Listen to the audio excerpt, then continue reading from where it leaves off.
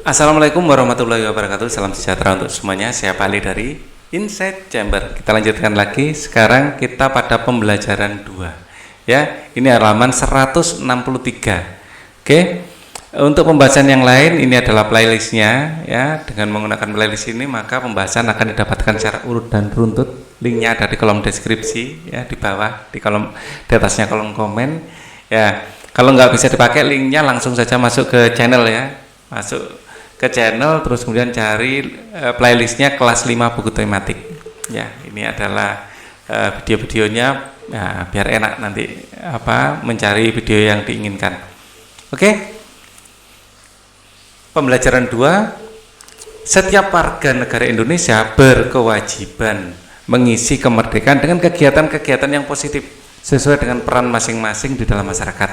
Demikian juga dengan pelajar. Peran apa saja yang bisa dilakukan sebagai pelajar untuk mengisi kemerdekaan? Ya, peran pelajar dalam mengisi kemerdekaan. Ya, kita sebagai pelajar harus aktif mengisi kemerdekaan juga. Negara Kesatuan Republik Indonesia kini telah menjadi negara yang berdaulat dan merdeka. Sebagai negara yang telah merdeka, ya, adalah tugas warga negara untuk melakukan kegiatan-kegiatan mengisi kemerdekaan sesuai dengan peran masing-masing. Ya, pelajar merupakan salah satu warga negara yang memiliki peran dan tugas yang harus dilaksanakan untuk mengisi kemerdekaan. Pelajar ya merupakan bagian dari pemuda Indonesia. Ya, pelajar merupakan bagian dari pemuda ya, yang akan menjadi penerus bangsa ini. Sebagai generasi penerus bangsa, para pelajar dituntut bekerja keras dan belajar dengan sungguh-sungguh meningkatkan kualitas dirinya.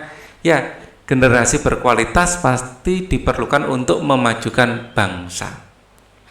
Belajar, ya, belajar tidak hanya dilakukan di lingkungan sekolah. Belajar dapat dilakukan melalui kegiatan-kegiatan kemasyarakatan yang sangat berguna untuk mengasah rasa peduli, ya, pada cinta tanah air. Kegiatan-kegiatan seperti pramuka, palang merah remaja, menjadi duta seni, ya, dan kegiatan olahraga merupakan beberapa kegiatan yang berdampak baik bagi peningkatan kualitas diri pelajar. Dengan demikian pelajar terhindar ya dari kegiatan negatif yang dapat menimbulkan masalah dalam masyarakat seperti tawuran antar pelajar atau terjerumus dalam tindak kekerasan serta pelanggaran hukum lainnya. Perjuangan pelajar sebagai generasi muda saat ini tidak lagi mengangkat senjata dan berlaga di medan perang melawan penjajah yang tampak ya, kecuali di PUBG. Itu hanya mainan saja ya. Masa itu telah berlalu. Pelajar sebagai generasi penerus bangsa harus berjuang ya untuk melawan kebodohan ya. Kita melawan kebodohan dan kemiskinan, rasa malas ya, rasa mudah menyerah ya, merugikan masyarakat dan bangsa. Generasi muda Indonesia harus sehat jiwa dan raganya, harus berpendidikan, pantang menyerah ya, bekerja keras, kreatif, berakhlak mulia, cinta tanah air dan bangsa.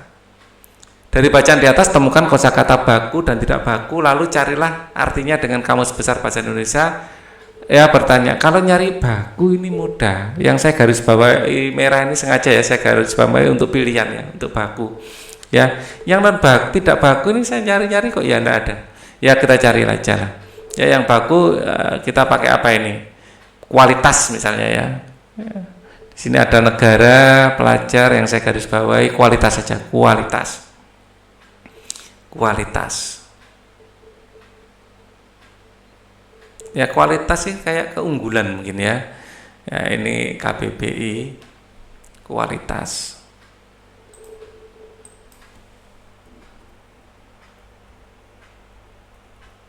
Ini semuanya baku masalahnya. Kualitas itu tingkat baik buruknya sesuatu. Nah, tingkat ya, ukuran. Ya tingkat baik buruknya sesuatu.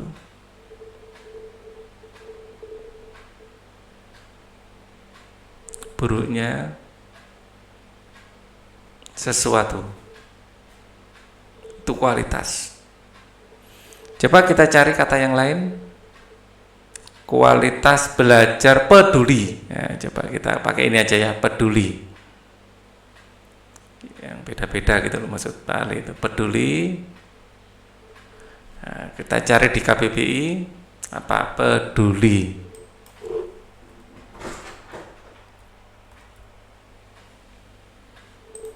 Peduli ini adalah mengindahkan, memperhatikan, menghiraukan, mengindahkan ya. Atau menghiraukan itu aja, mengindahkan atau menghiraukan.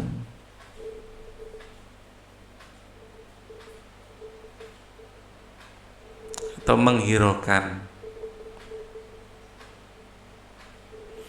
Peduli. Kemudian ada duta. Nah, kita ini cukup menarik ini duta. Duta itu artinya wakil ya, duta. Ini wakil. Nah, coba kalau di KBBI apa? Duta.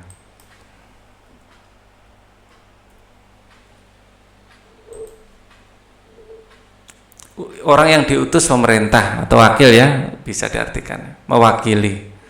Ya, duta. Nah, memang ini bagus juga. Ya. Ya.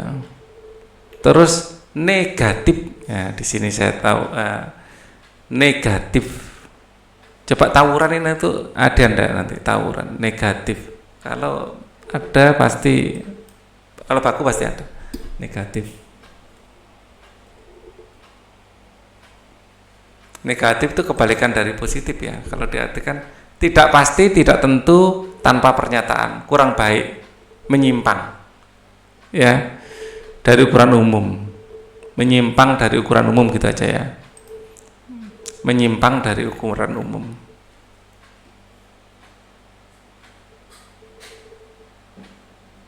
Menyimpang dari ukuran umum. Ya, tadi ada kata yang cukup menarik juga, tawuran. Coba artinya apa kalau di KBBI?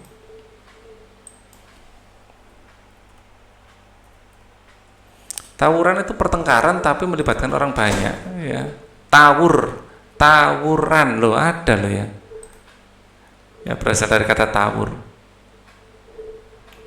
Anda baru saja melakukan pencarian. Wah ini coba kok diminta untuk memasukkan akun juga. Coba arti kata tawuran. Ini batik Madura untuk nanti ya saya perlukan ya arti kata tawuran.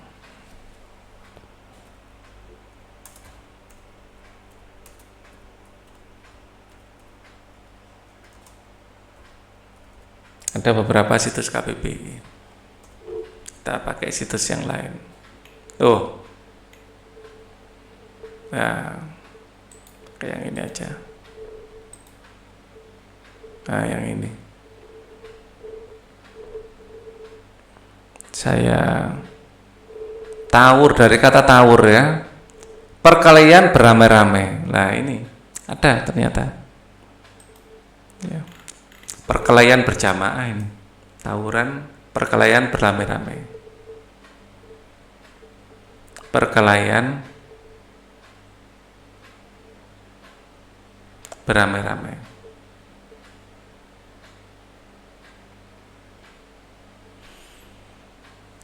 Kemudian ada hukum, ya ini baku juga rasanya, aturan ya hukum itu.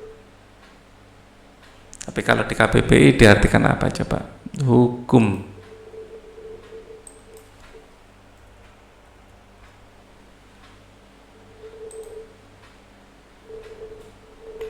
Tuh banyak ya.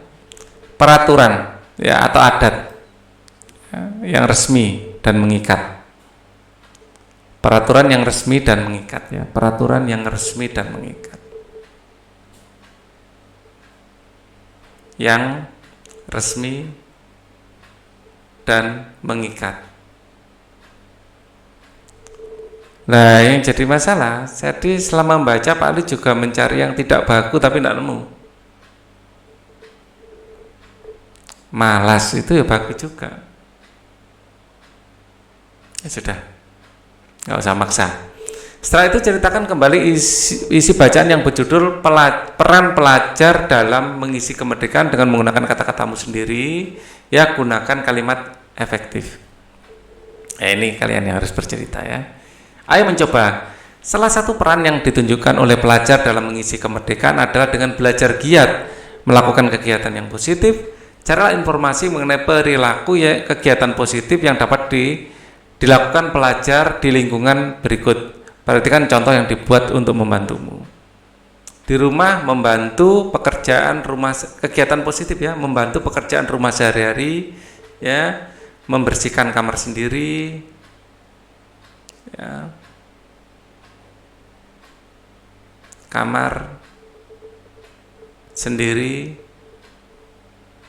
mencuci baju sendiri, paling tidak sendiri ya, kalau bisa ya yang lain ikut dicucikan. Minimal sendiri ya. Ya, untuk belajar mandiri, membuang sampah di tempatnya. Di tempatnya. Ya. Suka menolong anggota keluarga. Ya, misalnya membantu apa gitu ya. Menghormat pada ayah dan ibu ya, menghormati ayah dan ibu.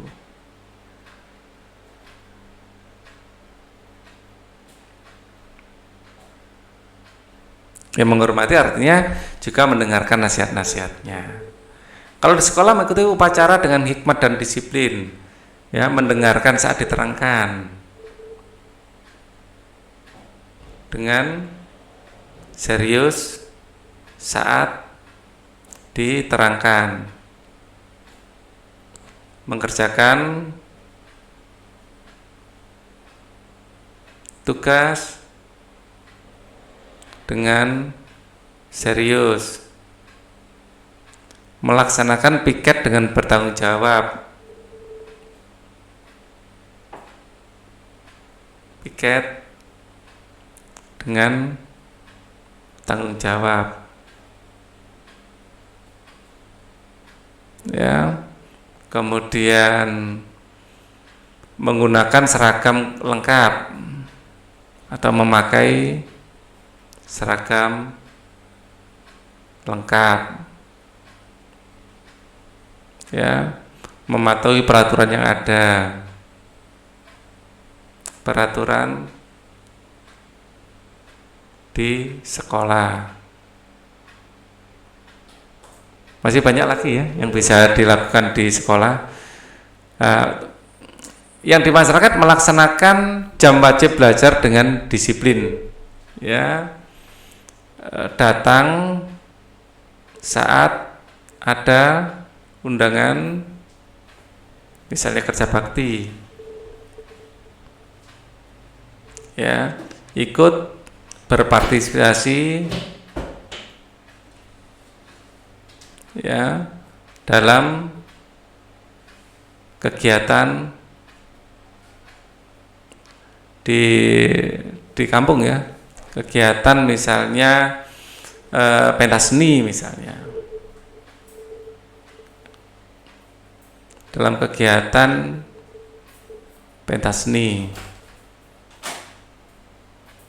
ya, mengikuti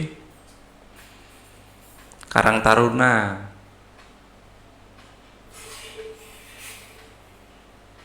ya, terus mengikuti kelompok-kelompok belajar atau kelompok Karang Taruna ini bisa lebih ke kegiatan yang membantu ya. Mungkin juga mengikuti kelompok-kelompok seni, mengikuti kelompok sini, kelompok seni di kampung. Mungkin ada band anak-anak atau mungkin ada gamelan ya.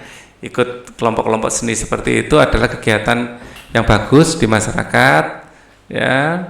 Terus kemudian menjaga kebersihan lingkungan. Kebersihan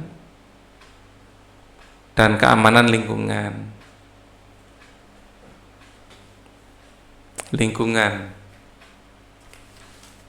Jadi menjaga kebersihan dan keamanan bukan hanya tanggung jawab orang dewasa, ya, itu tanggung jawab semua orang. Paling tidak melaporkan saat ada yang mencurigakan. Ya, buatlah tabel catatan kegiatanmu sehari-hari. Siapkan 2 tabel. Ya, tabel pertama berisi catatan kegiatan positif yang kamu lakukan sehari-hari. Tabel kedua catatan kesalahan. Ya mungkin ya kita namanya manusia ya berbuat salah pasti ya. Jika kamu melakukan perbuatan baik, kamu berhak mendapatkan tanda bintang ya pada tabel kebaikan. Misalnya kamu baru saja membantu ibu menyapu lantai. Jika kamu dapat menulis sendiri, membutuhkan tanda bintang. Ya, begitu juga dengan kesalahan. Catatlah kesalahan yang kamu buat, beri tanda orang bersedih. Mintalah bantuan orang tuamu untuk mengamati di akhir pekan, hitunglah jumlah bintang dan sedih. Bandingkannya ini, ya, bandingkan berapa banyak yang kamu dapat, kebaikan apa buruknya. Ya, ini dibantu orang tua ya, menyapu lantai bintang, ya, mencuci piring setelah makan, setelah makan bintang, ya. Kemudian merapikan kamar sendiri, ya, sendiri bintang.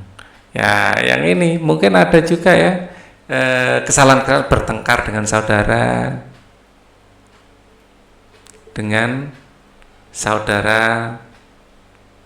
dedot. Nah, wah, jadi sedih dan seterusnya ya. Ini kerjasama dengan orang tua.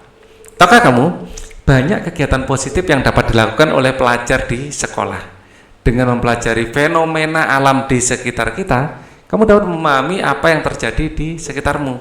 Sebelumnya kamu telah melakukan percobaan tentang penyubliman. Sebagai contoh, salah satu perubahan wujud benda karena kalor. Sekarang kamu akan melakukan percobaan untuk menunjukkan perubahan wujud benda yang disebabkan oleh kalor, yaitu peristiwa pengkristalan. Ya, pengkristalan adalah perubahan wujud dari gas menjadi padat dengan proses pelepasan maupun penyerapan kalor. Penyerapan kalor. Kalau menyerap kalor nggak mengkristal. Pengkristalan adalah perubahan wujud benda dari gas menjadi padat dengan proses pelepasan maupun penyerapan kalor. Kita baca dulu aja. Contoh peristiwa pengkristalan yaitu proses pelepasan kalor adalah salju dan gas yang didinginkan. Salju dan gas yang didinginkan. Oke, dia melepaskan kalor ya. Contoh peristiwa pengkristalan dengan penyerapan kalor adalah proses pembuatan garam. Garam dibuat dari air laut, kemudian diuapkan dengan sinar matahari dalam petak-petak sehingga tersisa kristal garam. Lebih menyerap kalor sebenarnya ya, bukan pelepasan. Jadi ini konsepnya kurang pas ya. Jadi pengkristalan di situ menerima kalor juga. Sebentar. Ya mungkin bukan garamnya sebenarnya, airnya ya. Jadi bukan ya. Dia memang menyerap kalor tapi airnya menyerap kalor, terus kalornya karena kehilangan kalor mendapat kalor dia akan menjadi uap. Nah, garamnya tersisa dalam petak-petak sehingga tersisa kristal-kristal garam. Ini masuk akal sih, ya. Kalau di sini pengkristalan perubahan wujud benda dari gas menjadi padat dengan proses pelepasan maupun penyerapan kalor. Pelepasan kalor. Ya masuklah, ini masuk. Melepas kalor. Ya, mengkristal menjadi air tanpa melalui proses mencair ya. Jadi dari uap langsung jadi kristal ini, kristal salju, ya, air langsung jadi kristal salju. Ya, makanya mengkristal itu tidak cocok untuk istilah ini. Dari gas menuju padat, terus tanah ke bawah warnanya menyerap kalor, itu enggak cocok, bisa bolak-balik berarti. Yang di sebelumnya kan kristal itu kalau melepas kalor, ya. Jadi di sini melepas kalor itu jadi tidak relevan. Di sini bisa melepas atau menerima, harusnya bolak-balik ini mengkristal. Ya, contoh peristiwa pengkristalan dengan penyerapan kalor adalah proses pembuatan garam. Garam dibuat dari air laut, kemudian diuapkan dengan pembuatan gula juga gitu, mengkristal. Ya, jadi di sini air garam menjadi garam. Air garam menjadi garam. Airnya hilang sih, ya. Air garam, airnya menguap jadi garam. Kita terima aja deh. Ya, karena seperti itu akan menimbulkan perdebatan yang seperti ini, ya. Lakukan percobaan berikut dalam kelompok. Percobaan mengamati perubahan wujud benda. Alat dan bahan, ya. 4 buah batu bata untuk membuat tungku, ya, seperti sebelumnya, ya. Kita susun batu bata, ya, bersebelahan, ya. Di sini juga batu bata, terus tengahnya kasih lilin, ya. Dikasih lilin, dinyalakan, terus di sini nanti dikasih kaleng susu bekas, ya, dikasih kaleng susu bekas, ya. Nah, terus kalengnya di sisi air laut atau larutan garam, ya. Buatlah tungku dengan meletakkan 2 tingkat batu secara sejajar, berikan ruang di tengah untuk lilin yang telah dinyalakan, isi kaleng susu dengan air laut sehingga setengah bagian. Jika tidak ada air laut, 1 sendok makan garam dapur dengan setengah kaleng air suhu ruang, ya. Letakkan kaleng susu berisi air laut atau garam di atas tungku, diamkan air dalam kaleng mendidih dan menyusut, amati yang terjadi. Jadi nanti akan timbul kristal garam, ya. Ditunggu sampai ini semua airnya menguap, ya, akan terlihat kristal garam nanti. Tulislah hasil kesimpulanku, ya. Tulislah hasil kesimpulanmu saat dipanaskan. Air akan menyerap kalor dari tungku atau kompor dan berubah wujud menjadi garam, menjadi uap atau gas, ya. Karena garam tidak menguap, maka akan tersisa kristal garam. Nah, ini proses pengkristalan terjadi. Sebagai generasi penerus bangsa, kamu tentu tahu bahwa pelajar, ya, harus berusaha untuk meningkatkan kualitas dirinya. Selain memahami ilmu pengetahuan, seorang pelajar juga harus menyeimbangkan dirinya dengan kemampuan untuk memahami, ya, dan menikmati keindahan di sekitarnya. Salah satu keindahan yang dapat dinikmati adalah seni rupa. Hasil karya seni rupa telah menjadi bagian dari peradaban manusia, termasuk nenek moyang kita. Bentuk seni rupa seperti seni tekstil, batik, tenun, dan songket, ya, seni anyam, ya, seni ukir, seni keramik, seni lukis, dan seni patung. Keindahan karya-karya seni rupa terdapat pada bentuk dan warnanya. dengan mengenal berbagai bentuk karya seni rupa, kamu dapat merasakan keindahannya dengan baik. Mari kita simak bacaan berikut untuk memahami berbagai jenis seni rupa tanah air ya sejak zaman nenek moyang kita dahulu. Sekarang seni rupa daerah. Seni rupa daerah adalah seni rupa yang terdapat di berbagai daerah di Indonesia. Seni rupa daerah dapat disebut juga seni rupa tradisional karena dikerjakan secara turun-temurun di suatu daerah. Nah, seni rupa daerah dapat berupa seni kerajinan, seni lukis, seni patung.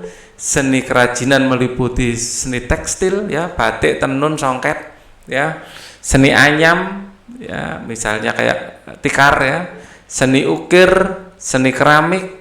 Hasil karya seni tekstil dan seni lukis berbentuk dua dimensi. Ada panjang, lebar, tapi tebalnya dianggap tidak ada karena terlalu tipis, ya, yaitu memiliki ukuran panjang dan lebar.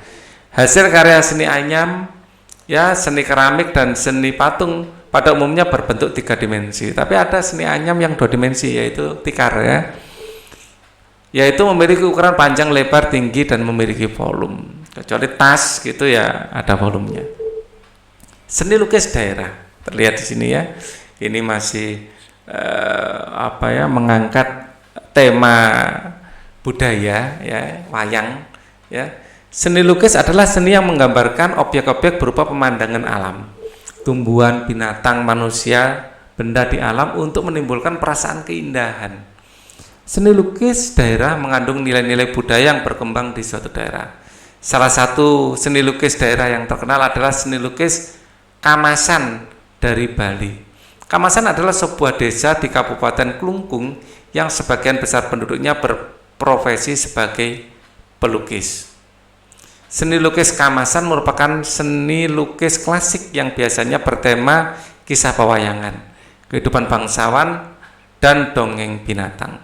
Para pelukis menggunakan warna alam yang dicampur dengan perekat yang menempel pada kanvas. Kanvas yang digunakan berupa kain kasar yang dicelup dengan bubur beras lalu dijemur di bawah matahari.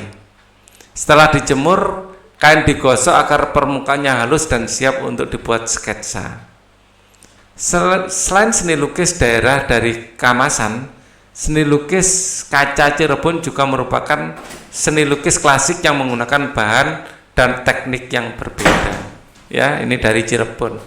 Ya, Cirebon itu terkenal dengan motif ininya, ya, motif seperti awan. Ya, jadi sangat khas. Ya, dari melihat awannya itu kita, wah, ini dari Cirebon, kita sudah tahu. Oke, kita lanjutkan, ya. Seni lukis kaca Cirebon dibuat dengan cara terbalik menggunakan media kaca, ya. Sketsa dibuat pada kertas yang kemudian ditempel pada kaca, ya, lalu dilukis bagian sebaliknya dengan menggunakan kuas. Salah satu tema khas lukis kaca Cirebon adalah wayang dan batik Cirebon dengan motif megamendung yang terkenal. Memang terkenal itu motif megamendungnya. Ya, seni patung daerah. Seni patung daerah, ya, seni patung adalah seni membuat bentuk manusia atau binatang dengan bahan lunak atau bahan keras. Patung dari bahan lunak dibuat dengan teknik membentuk, sedangkan patung dari bahan keras dibuat dengan teknik meraut atau memahat. Salah satu contoh patung tradisional adalah patung Asmat yang dibuat oleh suku Asmat yang tinggal di Pulau Papua. Masyarakat suku ini biasanya menggunakan kayu bakau untuk membuat patung yang menjadi bentuk hubungan mereka dengan nenek moyang. Oleh karenanya tema pemahatan dan pada umumnya tentang penghargaan kepada nenek moyang mereka. Walaupun hanya menggunakan peralatan sederhana seperti kapak batu, pisau dari tulang dan paku yang dipipihkan, patung yang dihasilkan bernilai estetika dan religius yang sangat tinggi seperti ini, ya. Nah, seni kriya. Seni kriya merupakan seni kerajinan dalam membuat benda-benda pakai berdasarkan kegunaan dan keindahannya dalam kehidupan sehari-hari. Berbagai jenis seni kriya dapat dijumpai sehari-hari seperti seni tekstil berupa batik, songket, tenun. Selain itu terdapat pula seni anyam dan seni ukir. Ya. Seni kriya seperti batik, songket, dan tenun telah menjadi bagian dalam kehidupan sehari-hari masyarakat. Karya seni tekstil biasanya digunakan pada acara-acara penting dalam masyarakat adat, mulai dari acara kelahiran, pernikahan, hingga kematian. Seni tekstil selalu menjadi bagian penting dari suatu daerah. Seni anyaman merupakan seni menjalin bahan berupa bilah atau batang dengan menggunakan pola tertentu sehingga berbentuk sebuah benda. Seni anyam dibuat untuk memenuhi kebutuhan untuk membuat wadah dengan menggunakan bahan alam yang tersedia. Bahan yang digunakan pun sangat beragam, misalnya bilah bambu, rotan, lidi, akar-akaran, pelepah pisang, dan daun pandan. Ada juga yang menggunakan daun eceng gondok, ya. Ini eceng gondok. Seni anyam digunakan untuk membuat tikar, keranjang, bakul, kursi, dan alat rumah tangga lainnya. Perhatikan beberapa contoh seni anyaman berikut ini. Tahukah kamu kegunaan dari barang-barang ini? Ya, ini adalah barang-barang ya. Ini digunakan untuk tempat perhiasan mungkin atau tempat bumbu masak ya. Ya seperti ini ya, biasanya untuk tempat beras ya, macam-macam ya. Seni ukir telah lama menjadi bagian dari kehidupan masyarakat di berbagai daerah Indonesia. Seni ukir menggunakan motif tertentu yang memiliki makna dan keunikan tersendiri sesuai dengan budaya masyarakat. Seni ukir Bali dihubungkan dengan agama Hindu yang menggunakan motif-motif tumbuhan, manusia, binatang. Ukiran Jepara di Jawa berhubungan dengan agama Islam yang banyak menggunakan motif tumbuhan. Jawa Tengah Jepara ini. Ya, di sini bagus sekali ukiran ini. Ya, ini ukiran Bali dan ini adalah ukiran Jepara. Ya. Jadi kursi-kursi ya, meja-meja gitu biasanya atau pintu ya. Kalau di Jawa Timur ya banyak beli dari Jepara ya. Ya, jadi di Surabaya ini banyak juga tetangga yang punya ukiran Jepara seperti ini. Nah, bersama temanmu isilah kolom-kolom di bawah ini dengan keterangan sesuai dengan jenis seni rupa daerah yang dapat kamu temukan di daerah sekitar tempat tinggalmu. Kamu dapat mencari bahannya dari buku. Kalau Pak Ali tinggal di Surabaya, yang paling dekat itu dengan Madura. Kalau Surabaya sendiri lebih ke industri masalahnya ya. Jadi asal daerah saya tulis Madura saja. Ya itu dekat ya, ada Jajo. Ini yang mau saya tulis ini apa batiknya lebih cocok Madura ya. Jadi asal daerah Madura ya, di sini ada seni batik ya, batik. Pak Ali juga punya batik Madura ya, seni batik ya. Ciri-cirinya jenis batik, tenun, songket, batik ya, seni tekstil ya, seni ukir batik, kegunaan untuk pakaian ya, untuk pakaian ya, untuk pakaian ya, oke. Bentuk dimensi 2 dimensi ya, dimensi ya. Kemudian warna, karena warna itu Madura cenderung mencolok ya, cenderung mencolok. Atau ada warna tanah juga ada. Di sini tadi sudah saya siapkan di sini batik ya. Nah, ini adalah motif Madura. Ya, seperti ini. Contoh-contoh batik Madura. Terus ini juga ada artikelnya dari Wikipedia batik Madura. Nah, motifnya ada lancor, ponco warno, serat kayu, serat batu, mata keteran ya. Di sini ada ya, mungkin ada gambarnya juga ini kalau diklik. Coba kita isi dulu aja. Di sini motif hias, nah ini bisa lancor, ponco warno ya, ada lancor, Pancawarna itu pancawarna dalam bahasa Indonesia ya. Serat kayu, serat batu, keteran. Ya, serat kayu. serat batu dan keteran. Saya tulis 3 saja. Bahannya kain ya, kain. Ya. Teknik pembuatan kita lihat di sini ya. Sejarah, motif, ya, teknik pembuatan. Ya, kita coba define on page teknik pembuatan tidak ada ya. Cara. Ya. Ini cara turun-temurun. Cara pembuatannya tidak ada. Secara umum di sini ada cara membujur, serat batu, bahan pembuatannya yang seperti motif serat kayu berbeda dengan cara pembuatan pada motif. Tapi secara umum ya cara pembuatannya ya tradisional dengan canting gitu ya. Selain itu warna merah, kuning, hijau. Ya, tapi batik secara umum ada batik tulis ya. Tadi ada batik tulis juga. Ya, terus ada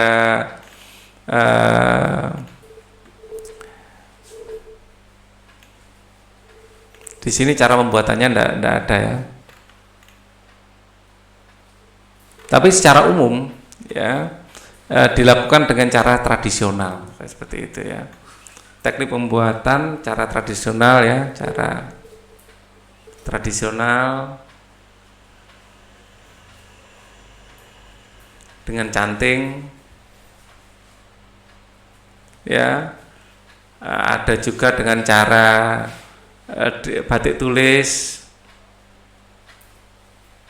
ya. Terus ini termasuk cara tradisional ya. Juga dengan cara cap ya, cara cap dengan cap ya, sama dengan daerah-daerah lain pasti ya. Oke, di sini tidak ada. Nanti kalau ada teknik pembuatan saya temukan bisa saya tambahkan di ini ya kolom komen, atau mungkin ada yang tahu ya yang berasal dari Madura ya pembuatannya dengan cara apa bisa diceritakan di bawah. Pak Ali kurang informasi ini ya. Ayo renungkan bagaimana perasaanmu saat belajar dalam kelas bersama teman-temanmu. Pasti menyenangkan bukan? Pasti ya. Dengan bersekolah berarti kamu telah berkesempatan mendapatkan pendidikan. Saat ini pemerintah telah membangun gedung sekolah di setiap daerah dengan tujuan untuk mempermudah masyarakat untuk bersekolah dan mendapatkan pendidikan. Bagaimanakah caramu untuk mensyukuri hari ini? Tentu saja dengan belajar dengan rajin. Belajar dengan rajin dan bersungguh-sungguh. Oke? Nah, mintalah bantuan pada orang tuamu atau anggota keluarga yang lain yang sudah dewasa. Lakukan percobaan untuk membuktikan peristiwa pengkristalan. Tentukan sendiri jenis percobaannya. Kalian bisa merebus merebus air garam sampai airnya habis. Nanti akan terdapat kristal garam di situ. Untuk pembelajaran ini cukup dulu. Thank you for watching. Wassalamualaikum warahmatullahi wabarakatuh.